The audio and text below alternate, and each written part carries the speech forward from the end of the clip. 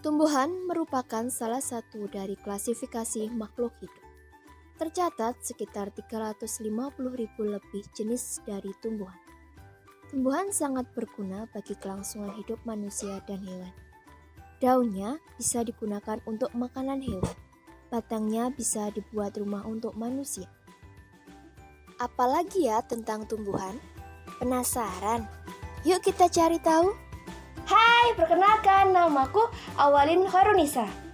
Hari ini kita akan belajar tentang tematika subtema 1, hewan dan tumbuhan di lingkungan rumahku. Materi kali ini yaitu tentang bagian-bagian tumbuhan. Sebelumnya, perlu kalian ketahui, di bumi terdapat makhluk hidup. Antara lain ada manusia, hewan, dan tumbuhan. Hari ini kita akan membahas tumbuhan. Tumbuhan adalah anggota dari kingdom Plantae yang memiliki kemampuan untuk membuat makanan sendiri. Biasa disebut fotosintesis karena memiliki klorofil atau zat hijau daun. Tumbuhan bermanfaat untuk 1. Menghasilkan oksigen atau O2. Oksigen ini merupakan hasil dari proses fotosintesis. 2. Sebagai produsen dalam rantai makanan. Jadi, tumbuhan sangat penting bagi kehidupan organisme lain. 3. Habitat dan tempat tinggal organisme tertentu, misalnya serangga. 4. Berkhasiat sebagai obat, misalnya daun sirih, batang serai, kayu manis, laos, jahe, dan lainnya. 5. Bahan baku untuk beberapa produk, misalnya karet, yang diambil getah karetnya. 6. Bahan bangunan, biasanya yang digunakan adalah batangnya.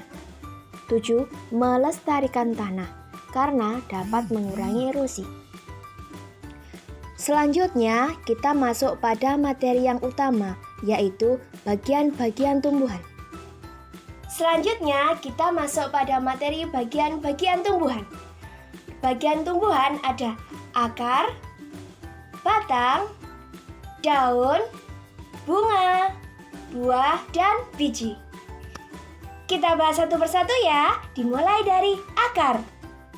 Ciri utama akar yaitu 1. Berwarna kekuning-kuningan atau keputih-putihan. 2. Bentuknya meruncing agar mampu menembus tanah. Selanjutnya, akar berfungsi antara lain 1. Mengokohkan tumbuhan, sehingga tumbuhan kuat, tidak mudah dicabut, tidak mudah roboh ketika diterpa angin. 2. Menyerap air dan mineral dari dalam tanah. Zat-zat mineral dan air dibutuhkan untuk proses membuat makanan atau yang biasa disebut dengan fotosintesis. 3. Menyimpan cadangan makanan pada beberapa tumbuhan jenis umbi-umbian seperti wortel, lobak, dan lainnya. Akar dibagi menjadi 2, yaitu akar tunggang dan akar serabut. Akar tunggang bisa ditemukan pada pohon kacang tanah dan pohon mangga. Akar serabut pada pohon jagung dan pohon kelapa. Selanjutnya, kita masuk pada bagian tumbuhan yaitu batang. Batang merupakan bagian tumbuhan yang berada di atas tanah. Ciri utama yang dimiliki batang yaitu 1. Berbentuk silinder atau tabung. 2. Tempat melekat daun.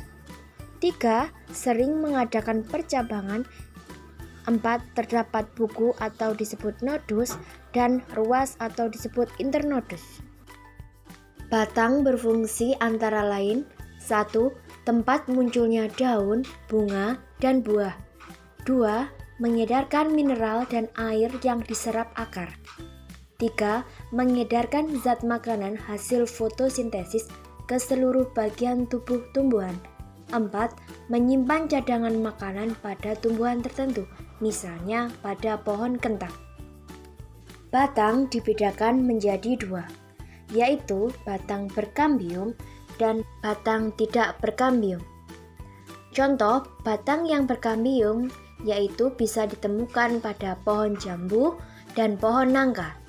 Sedangkan untuk batang tidak berkambium bisa ditemukan pada pohon jagung dan pohon pisang. Selanjutnya, bagian tumbuhan yaitu daun. Daun merupakan bagian tumbuhan yang berbentuk pipih, berwarna hijau karena mengandung klorofil. Klorofil ini yang akan digunakan dalam proses fotosintesis. Nah, bagian daun ada tangkai daun, tulang daun, helai daun, dan urat daun. Fungsi daun antara lain 1. Tempat terjadinya fotosintesis. 2. Respirasi dengan bantuan lentisel. 3. Terjadinya penguapan air. Daun memiliki tulang daun yang beraneka ragam. Macam-macam tulang daun yaitu ada menyirip, menjari, melengkung, dan sejajar. Selanjutnya, bagian tumbuhan yaitu bunga. Bunga merupakan bagian tumbuhan modifikasi dari daun. Bunga sangat menarik karena memiliki warna yang mencolok dan berbeda-beda. Ada yang berwarna merah, putih, kuning, dan lainnya. Apakah warna kesukaan kalian? Nah, kita masuk pada bagian-bagian bunga. Bagian-bagian bunga yaitu ada tangkai bunga, kelopak bunga, bakal biji, mahkota bunga, benang sari, dan putik. Nah, kemudian untuk fungsi bunga antara lain 1. Alat perkembangbiakan tumbuhan biji. 2. Penghasil alat kelamin jantan atau biasa disebut benang sari, dan alat kelamin betina atau biasa disebut putik pada proses reproduksi. Nah, jenis bunga itu sangat beraneka ragam. Berdasarkan kelengkapan bagian bunga dibedakan menjadi 2, yaitu bunga lengkap dan bunga tidak lengkap. Bunga lengkap jika memiliki semua bagian bunga, sedangkan bunga tidak lengkap jika tidak memiliki paling sedikit salah satu dari bagian bunga lengkap. Nah, sedangkan berdasarkan keberadaan putik dan benang sari, bunga sempurna itu jika dalam satu bunga ada putik dan benang sari. Bunga tidak sempurna jika dalam satu bunga hanya memiliki putik atau benang sari saja. Bagian tumbuhan selanjutnya yaitu buah. Buah merupakan bagian tumbuhan yang sering dikonsumsi oleh manusia. Nah, bagian buah yaitu ada daging buah dan biji buah. Daging buah merupakan bagian yang biasanya kita makan.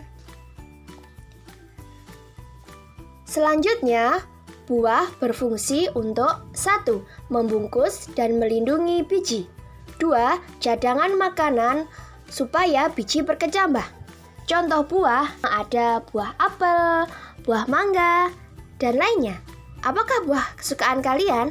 Silahkan tulis di kolom komentar.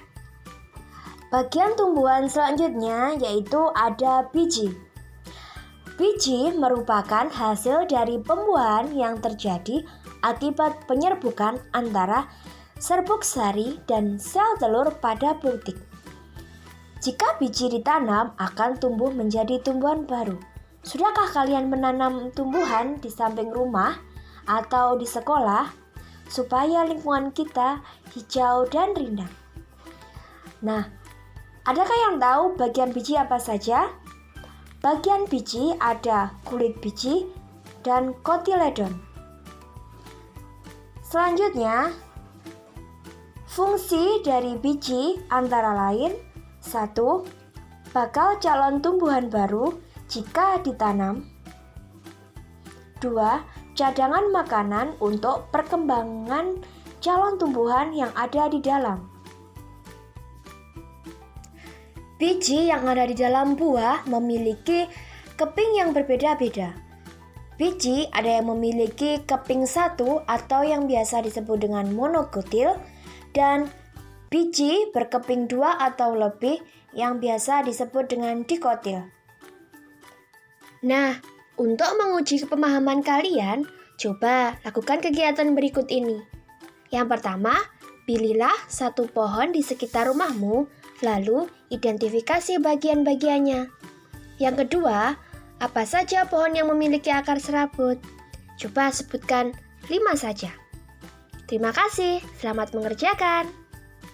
Nah, itu tadi materi bagian-bagian tumbuhan pada kelas 4, tema 3, subtema 1. Demikianlah pembelajaran kali ini. Semoga menambah pengetahuan kalian. Pesan dari Bu Awalin, tetap semangat meskipun belajar di rumah dan tetap jaga kesehatan. Sampai jumpa di video berikutnya. Oh ya, jangan lupa klik like, subscribe, dan nyalakan loncengnya. Dah!